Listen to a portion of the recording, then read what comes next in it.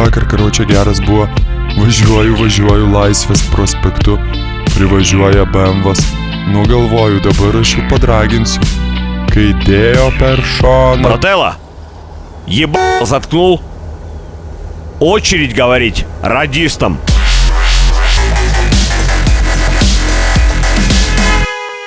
Zip FM, su jumis Rolandas Mackevičius ir šiandieną pirmadienis. Jėga! Labai mėgstu pirmadienius, visą laiką grįžti, sunkiai praleidęs savaitgalį kažkur tai Kaukazo kalnuose, bet visą laiką pirmadienis būna laukia svečias, arba mes šiek tiek dar palaukiam svečias, šį kartą buvo atvirkščiai. Ir šiandien svečiuose pas mane yra Jokūbas Bareikis, labai gražus vardas, labą. Labą. Aš tavo taip mikrofoną pastumsiu. Kaip nuotaika? Puikiai, ačiū. Jokūbai, koks tavo radijinis balsas iš tikrųjų. Taip. Norėtum radiją turėti laidą? Gal visai nieko būtų. Šiaip esu 4 metus garsinęs televizijos filmus, iš tikrųjų labai patiko. Labai tau tinka iš tikrųjų. O kodėl tu dabar nebegarsinė, bet turi tam laiko? Labai ilgai užtrunka, žinau, tai daryti. Pakankamai, ta prasme, biškelį ilgiau negu trunka pats filmas. Nes net pasitaiko ir klaidų, bet nežinau, kažkaip išėjau tarsi iš to darbo ir kol kas negrįžau, bet, mielai, ta prasme, tai daryčiau, nes tikrai patiko tai daryti. O kuo dabar užsiėmė, Jokūbai? Dirbu teatre, mažai. Tu ir kino, čia pristatysiu, ko jūs nežino, Jokūbas Bareikis yra kino ir teatro aktorius. Ir dar renginių vedėjas, man atrodo, ar ne? Taip, kartą. Teisingai. Kiekvienas aktorius iš tikrųjų, beveik turbūt kiekvienas turi daug papildomos tos veiklos. Tai mano pagrindinis darbas, kaip ir būtų valstybinė mažajam teatre. Taip. Ir kai atlieka laiko kažkokio nuo tos veiklos, tai dirbu kitus darbus, nežinau, tiesiog garsinu, tai reklamas, pasifilmuoji kažkur, kažką pravedi. Visko po truputį, taip. Gerai, kur tu esi gimęs, papasakok? Vilniui, Jokūbo ligoninėj. Jokūbo ligoninėj, dėl to ir vardas tavo Jokūbas gal? Nežinau, turbūt ne dėl to, kažkaip liktai... Ar turėjo tarptautinio, gal tėvais norėjo? Jacob galvoja, bus Jacobas. Ne, nemanau. Kas tavo tėvai yra? Menininkai irgi? Tai menininkai, aktoriai. Kiek jūsų šeimoje buvo? Aš vienas. Tu vienintelis, ar ne? Kurią mokyklą tu lankei? 9 vidurinė, dabartinė yra Kristoforo. Jokūbo, Kristoforo, čia kaip skambė viskas. Tais laikais vadinasi 9 fortas. Jo. Tai va, ar buvai geras mokinys? Ar buvai padauža? Padauža nebuvau, bet buvau toksai, galbūt prie lyderių, ar kaip, tokie, kaip šiek tiek... garsiau rėkaujantis, pajokaujantis ir tokie, bet padauža aš nebuvau. Mokinys buvau neblogas, bet... Renginius dėjau tada mokykloje? Dalyvavau. Aš jau buvau, tarsi aš ten grojau gitarą. Šauniausias moksleivių konkursas. Netokių nebuvo pas mus. Bet ruošdavom visokias, nežinau, progos, ten minėjimai ir panašiai, tai buvau iš tikrųjų reikalingas kažką tai deklamuoti, pagroti, dainuoti, va taip. Ar buvai populiarus tarp mergaičių? Taip. Puiku, gerai labai. Taip, manau, kad taip, jo. Jokūbas Bareikis, šiandien pas mus svečiuose, padarom trumpą muzikinę pertrauką ir tuoj mes grįšim atgal čia su juo ir išsiaiškinsim, kaip jisai atsirado ten, kur yra dabar. Ir pasiūlys gal jums kažkokį variantą, kaip išsirinkti kelią. Čia visas buvo atėjęs Kirilas Glušajevas, kažkada įgarsino kelis džinglus, klausyk. Pažįstamas balsas. Taip. Pratęskim toliau. Jokūbas Bareikis šiandien svečiuose, didys aktorius, fainas balsas ir pasakojom trumpai, kad jisai mokėsi ir mokėsi ir toliau Vilniuje, ar ne? Taip. O toliau dabar tu iš karto po mokyklos šovė į teatro akademiją, ar ne? Taip. Tau lengvai pavyko įstoti? Ar per stebuklą, kaip mes Mantu Stonku tokį turim kolegą draugą, sakė, nuvažiavo, ura, kaip sako, ir visai netyčia įstojo. Gal ir tyčia, gal čia tokia istorija, tik tai įdomesnė. Ten iš tikrųjų buvo, ką žinau, aš taip nuo... Tavo tėvai buvo aktoriai, tu po blatu gal ten įstojo, gal to nereikėjo? Va, žinok, taip, čia ilga istorija. Ne, iš tikrųjų tai... Turi kiam 5 minutės. 40 minutės. Gerai, taigi labas vakaras. Ne, iš tikrųjų aš nuo mažens taip šiek tiek blaškydavausi. Tai norėdavau ten veterinaras, tai... Kosmonautas ten ir panašiai. Ten daugybė tokių profesijų ir jau 12 klasėje, reiškia, mes jau pradėjau svarstyti apie kelias tokias. Tai viena iš jų buvo aktorinis, žurnalistika Daugiau net nepamenu, filosofija, galbūt teisė, iš tokių, nes man geriau sekėsi netikslieji mokslai. Čia gerai pataikai, teisė, filosofija, Jonas yra baigęs filosofiją, aš teisę. Tai va, klausyk. Būtume kažkaip, matyt... Būtume kolegos, bet dabar dar įdomiau. Ir kažkaip tai gavosi taip, kad likus 3 ar 4 dienom iki stojamųjų, mama kažkaip grįžo namo, sako, buvau susitikusi ar Leonardas, reiškia, Pavidnosavas. Taip. Jisai buvo ir mano klasiokas. Nuo 8 klasės ir kartu mes paskui jau įstojom, reiškia, aktorinį. Tai va, ir sako, sutikau Leonardą, sako, jis įstojo į aktorinį, sako, ir tu pats kažkaip tai minėjai, kad, kažkada kažkaip ten galvojai ir kaip tik Varimas Tuminas renka kursą ir aš, galvoju, jo, reikia būtinai, tada aš jam paskambinau, pasiklausiau iš karto, ko reikia, ta prasme, stojamiesiems, ten etiudą sugalvoti, eilėraštis, proza, reiškia, kažką tai sugalvoti buvo tiksliai pasakyti, ką reikia išmokti. Ar galėjai pats tiksliai? Vis tiek, jo. Ir reiškia, taip pasiruošėm. Ir susitikom per stojamuosius ir dabar jau taip ir vyko. Taip ir pavyko. Jo, o dėl tėvų tai ten buvo, iš tikrųjų, paskui jau, kai ten sustojom, hebra, vis tiek susidraugavom ir buvo ten tų pokalbį, tai jau sakė, žiūrėjom sąrašus. Aha, Bareikis, šitas tai tikrai įstos. Rumšas šitas irgi, Balys irgi. Nors taip ir buvo, iš tikrųjų, visi mes 3 esam ir buvom kursiokai. Tai va. Geras, įdomi istorija. Klausyk, aš turiu žinių, kad tu kažkada esi dirbęs ir užsienyje, ar ne? Taip, esu. Kodėl tu išvažiavai? Į ten? Taip.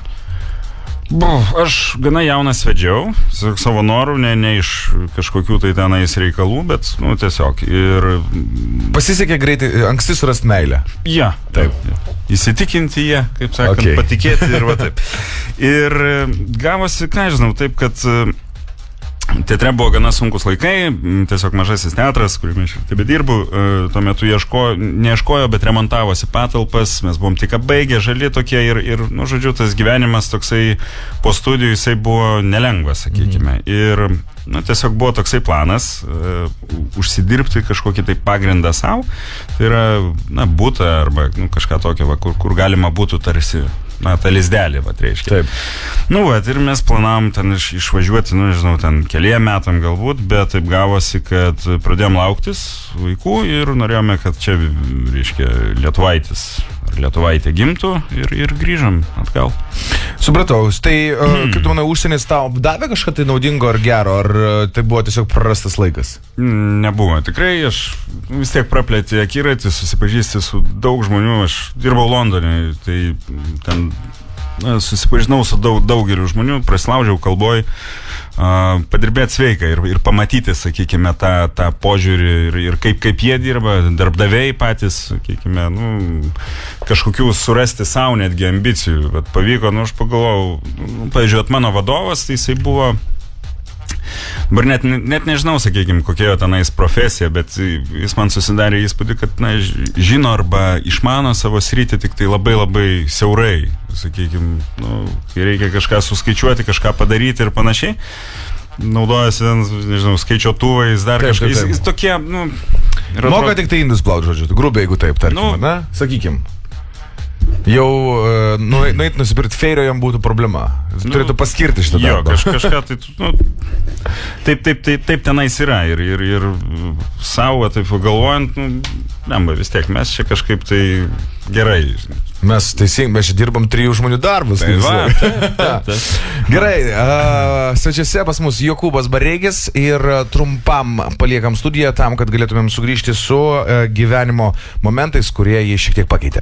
Čia radistai Zip FM, jūs klausotės geriausios ir populiariausios jaunimo radio laidos ir stoties, tai šiandieną specialiai jums pas mus užsuko į svečius Jokūbas Bareikis, aktorius, aš žinau, būna tampa aktoriai režisieriais.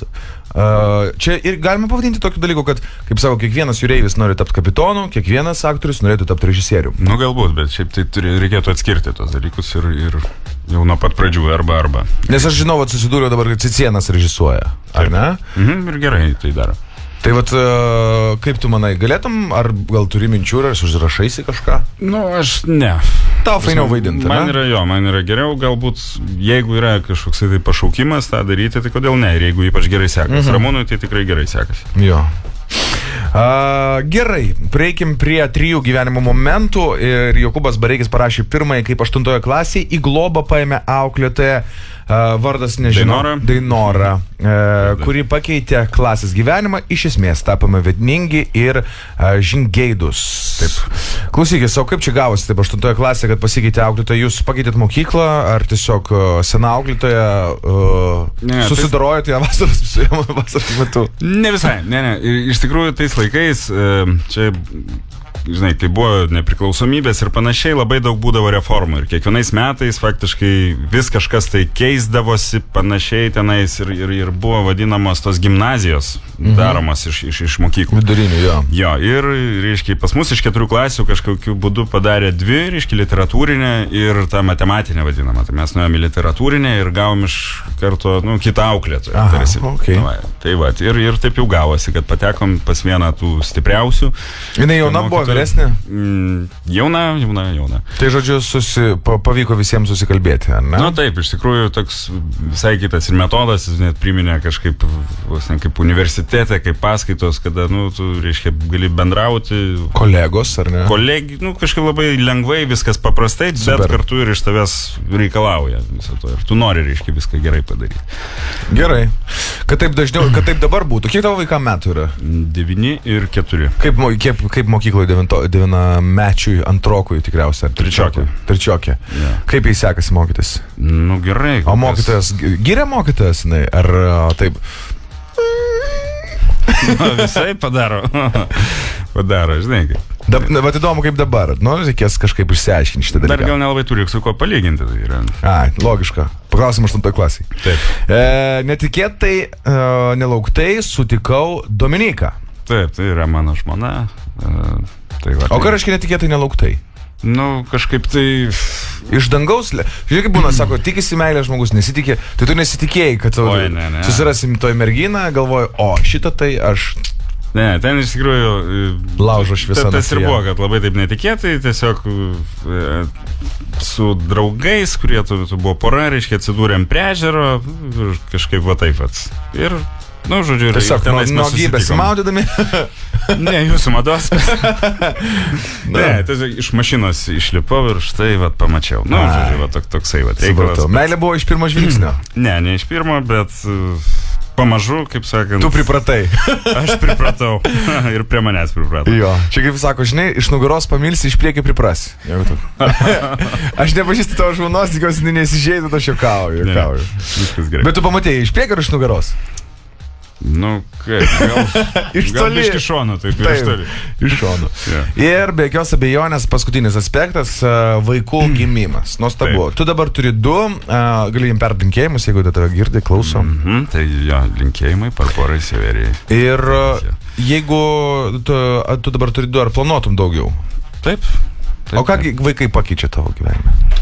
Kažkaip, požiūrį viską. Ta prasme, tu esi dviese, viskas yra kažkaip taip ir staiga atsiranda tas trečias, kuriuo tu rūpinėsi, tai yra atsakomybė absoliučiai viskas. Prasme, tu atrodo nebegali kažkaip tai, nežinau, greitai važinėti, atrodo, nes kažkaip atsiranda toksai saugiklių kažkokių tai kitokių, apie kuriuos iki tol nesustabdydavai, galima sakyti, nesusimastydavai. Tai yra keista, netikėta, bet taip yra. Puikiai, supratau. Tiesiog tai yra. Reikia išgyventi ir pajūsti. Čia laukia. Tai vat. Tai laukiam. Gerai, ačiū tau labai. Skamba plojimai, mūsų kiniečiai tau ploja. Ramiai jaunimas, ramiai. Ačiū. Ir turiu dabar kelis klausimus iš mūsų klausytojų, rašytojų, žiūrovų, kurie internete, Facebooko pagalba uždavė klausimus, galite drąsiai daryti visą laiką. Hebra, klausia toksai Kasparas, ką jūsų gyvenime reiškia muzika? Iš tikrųjų daug ką, turbūt, nes labai mėgstu klausytis, turiu ir nemažai įrašų. Kokios stiliaus muzikos tu klausai? Šiaip mėgstu ir klasiką paklausyti, šiaip tai atsirado gal su amžium, ne visada tai patikdavo, bet jau pastaruosius 3 metų vis pasiklausau klasikos. Ar turi muzikos stilių, kurio tu neperneši, tiesiog nekinti? Galbūt iš tų techno, kažkokių elektro ten, aš nelabai žinau. Žiaurus tiesa, ne? Kaip? Žiaurus tiesa, sakau. Nu jo, tos, kažkaip, žinau, galbūt atitinkamoje aplinkoje, kažkur klube, bendroje atmosferoje, tai yra labai fainai, bet šiaip aš nesiklausyčiau.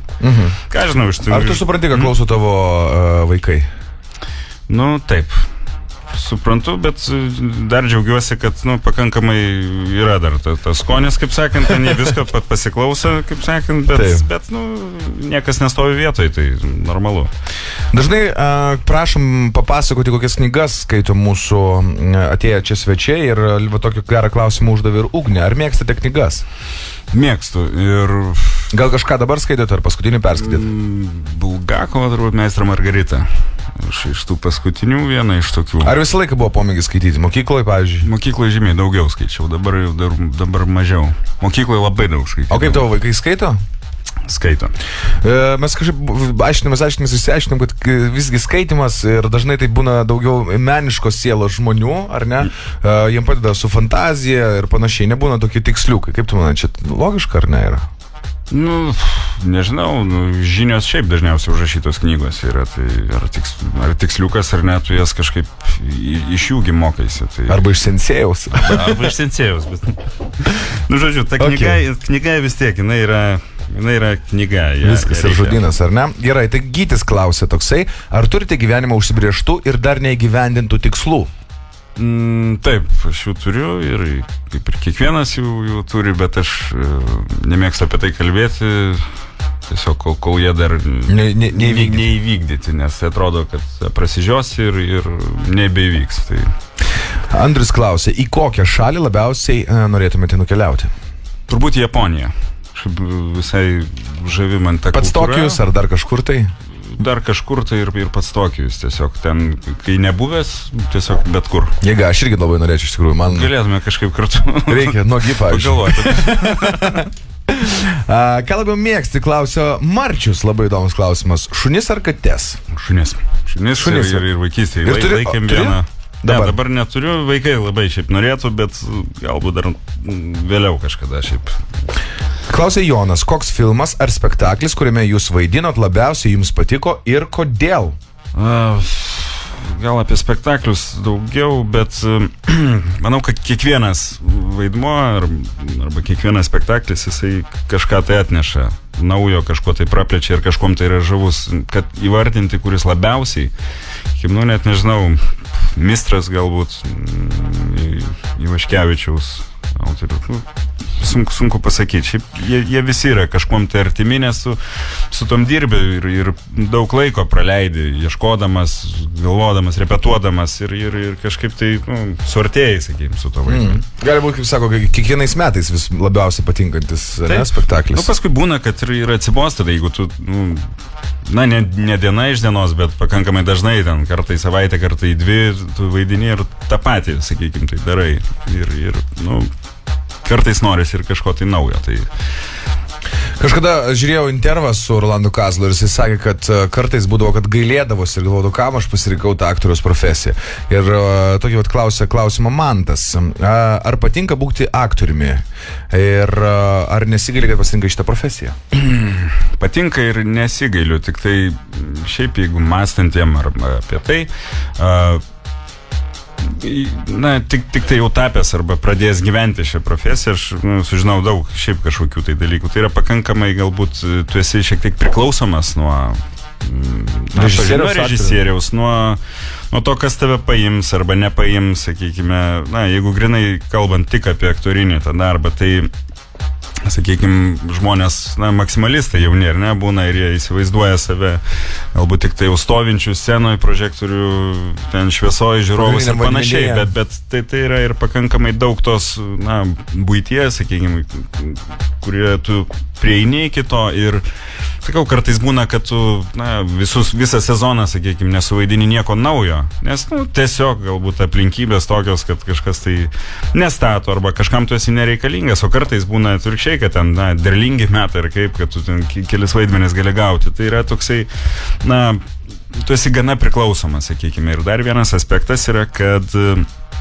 Na, aš manau, kad aktorius jisai nebrangsta, kaip pasakyti, kaip advokatas, kaip daktaras, sakykime, ar ne, su amžiumi. Jau chirurgas, koks profesorius, ten darė, jisai ten 50-60, jisai jau tampa tuo senu vilku ir panašiai. Taip, tu aktorius irgi, tu įgauni galbūt patirties, bet tai tau negarantuoja, sakykime, kažkokio tai darbo arba ten honorarų, tiesiog gali būti netgi priešingai, sakykime, tavo amžius, kuo tu daraisi vyresnis, tuo tu automatiškai nebegali jaunų vaidinti. Ir ypač tai liečia moteris, sakykime, kurių tas amžius yra netgi trumpesnis, sakykime, teatrinis amžius. Vyrų. Ar tu norėtum pasenti teatre? Pasenti teatre. Tai... Ar tu norėtum, pavyzdžiui, įsivaizduoji, kad sueis tau 50, aš savo teatrą atidarysiu ir būsiu ten direktorius? Aš gal neatidarysiu jo. Ar parduotuvę, kioską? Nežinau, kažkaip aš manau, kad kiekvienas žmogus keičiasi, sakykime, kas 7 metus kažkur, manau. Taip, smegenyse kažkas tai vyksta ir kada pradedi mąstyti kitaip ir galbūt šiandien tai, ką tu teigi, arba tai, ką tu teigėjai prieš 10 metų, šiandieną tau atrodytų absoliuti nesąmonė ir tu teiktum priešingai. Tai kaip čia bus, kai bus 50, net nežinau. Tai aš kol kas galvoju, kad visgi norėčiau, pavyzdžiui, pasenti radijoj. Čia toksai geras jausmas. Tikiuosi, man šitas dalykas nepasikeis. Pasenti radijoj? Taip. Tai esi velkamas, mes turim nuo 10 iki 1 valandos slotą ryte. Šiaip ryte, Taip. Tai sugalvo gerą, kaip sakant, laidą ir mes tai paimsim. Okay. Padarom trumpą pertrauką vienos dainos ir grįšim čia. Turiu labai daug, žinok, slaptų ir visokių pririnkęs čia reikalų apie tave. Tiesa ar mitas, žinok, turėsi man pasakyti. Gerai? Tvarkoj. Grįžtam atgal, 43 minutės po 7 valandos vakaras, klausotės radijos stoties ZIP FM. Šiandieną svečiuose Jokūbas Bareikis ir mes dabar pratęsim su labai žiauria rubrika, iš tikrųjų turim baisių faktą apie tave. Taip. Gerai, tu sakyk man, prašau, tiesa ar mitas, jog jums gyvenant Londone stipriai gavote velnių nuo savo tėvo ir todėl grįžote į Lietuvą ir nusprendėte siekti profesionalaus aktoriaus karjeros? Melas. Žmonės kalba. Tiesa ar mitas, jog studijuodamas Lietuvos muzikos ir teatro akademijoje tiesiog nekęsdavote savo kurso draugo Vytauto Rumšo jaunesniojo? Aš ir dabar nekenčiu. Vienas nekenčia žemiausių žmonių. Ne, iš tikrųjų absurdas. Šitą iškirpsim. Tiesa ar mitas, jog norėdamas prasimanyti papildomų pinigų, 2/3 metais dirbote konsultantų įmonė teikiančią sekso telefonų paslaugas? Žinoma, aš tam lavinau savo balsą. Ar buvai populiarus? Ar skambino ir sakydavo, man reikia to, kur su žemu balsu? Taip. Ne, aš tik sujungdavau, jeigu. Tiesa ar mitas, jog savo vyresnėje dukrą pavadinote Barbora dėl to, jog itin žavitės istoriniu Barboros Radvilaitės personažu? Ne, bet tai yra sąsajo, kadangi Barbora reiškia svetimšalė. Kadangi lauktis pradėjom užsienį būdami, tai taip ir sutapo tiesiog. Nors ir pats vardas man gražus, tai... Dėga. Gražus vardas. Aš sakiau, kad jeigu būčiau sužinojęs, kad mergaitė, tai būtų Barbora, iš tikrųjų. Buvo sugalvotas vardas. Bet dėja, kaip sakant, šitas vardas neišsipildys, bet, nesvarbu. Nes tai sugalvoju, žinai, kaip būna kokia problema, kai būtų mergaitė, žinau vardą. Dabar bus berniukas ir vardą nežinau, nesugalvoju. Nėra gražių vardų. Nėra. O Rolandųgi nevadinsi. Tiesa ar mitas, jog esate alergiškas dulkėms ir dėl to pastaruoju metu labai mėgstate dirbti labiau mėgstate dirbti televiziją, kaip žinia, teatrų užkulisiai nėra patys švariausi? Švarus, tai užkulisiai iš tikrųjų. Alergijos kažkokios turiu. Gal dulkiam, gal nežinau, kažkam, gal augalam. Kartais jinai pasireiškia stipriau, kartais ne, bet televizijoje tikrai ne todėl ir panašiai. Tai manau, darbo neįtakoja. Teatre daugiau dulkasi visi, žinai, negu televizijoje. Mitas čia, aš jūsų galiu paklausti. Ok, ačiū labai. Ačiū už atsakymus. Na ką, liko geros 10 minučių, mums privalom Titai, nešk balioną. Nešk balioną. Pabam. Turim tokią užduotį, Jokūbai, viskas yra labai nesudėtinga, turim sportinę lentelę, štai tu matai ją man už nugaros, ar ne? Užduotis labai nesudėtinga. Tau reikia pripūsti balioną taip, kad jisai susprogtų. Mes turim akinius apsauginius, jeigu nori, galiu užsidėti, kad nesuplėšytų akių tau. Nori ar ne? Noriu. Gerai. Aha, reiškia ir pūsti tol, kol... Pūsk tol, kol susprogs. Jeigu trumpai aš tau pristatysiu. Pirmoje vietoje kol kas pas mus yra Mantas Jankevičius. Kažkodėl mes tik tai įtariam jį sukčiavimu. Antras yra Mantas Jankavičius, 10,75 sekundės. Toliau Rūta Meilutytė nuplaukė balioną per 13,06. Na ir tu gal pretenduokim, pavyzdžiui, trečią vietą. Jurgis Damaševičius ten buvo. Okay. Kągi, aš pasiruošęs nuimti laiką. Tu pasiruošęs pripūsti balioną? Ja. Dažnai puti? Nu, kartais tenka dabar, kai gimtadienį kažkokie ir šventės vaikams, tai reikia jų papūsti. Vienas iš tokių atributų. Kad nusiramina, šiaip neramus žmogus esu, dažnai tiesiog pučiu vakarais. Balionus. Kad vaikai užmygtų greičiau. Taip. Na ką, tu pasiruošęs, mes pasiruošę. 3, 2, 1, startas. Labai. Jokūbas nusiteikęs labai rimtai, todėl kad balionus 2 įpūtimais beveik įpūtė pilną balioną. Šį kartą jam atiteko geltonas, aš veidą prisidengs, nes... Pro šalį eina ar pro nosį. O, blemba. Nu, Jokūbai, nepasiduok! Davai, tu gali. Jau visai neblogai tu lentelį čia įkliusi, aš manau, žinok. Nu, paskutiniai spjūviai, manau, kad jau toj kals. Nu. Aš kaip visada sudrebu, kai balionas susprogsta. Kaip jautiesi? Jėzus, išsekęs. Ar nori sužinoti savo rezultatą? Taip. Ar nori bandyti dar kartą? Nu, nelabai geras, ne? Palauk, žiūrėk. Ne, geras, žinok. Svarbiausia, tu nepasidavai, nes mes turėjom, tu pasakysiu, Emilis Vėlyvis nepabaigė trasos. Nepabaigė trasos, supratom. Tu turi 31,60 sekundžių. Sveikinu tave, plojimai tau. Ačiū.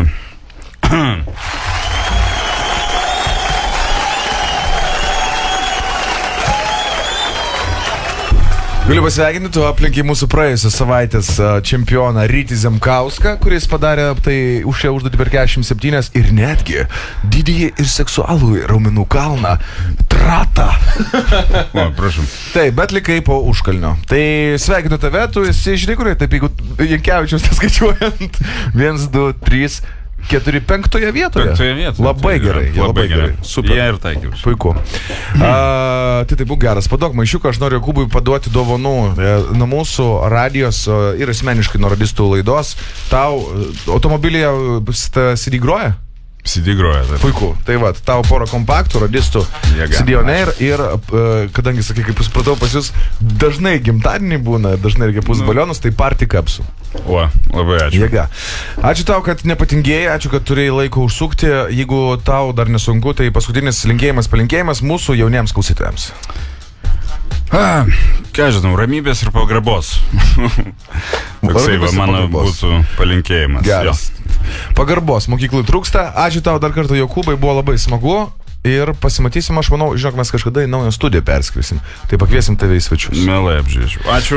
Ačiū tau. Iki. Iki.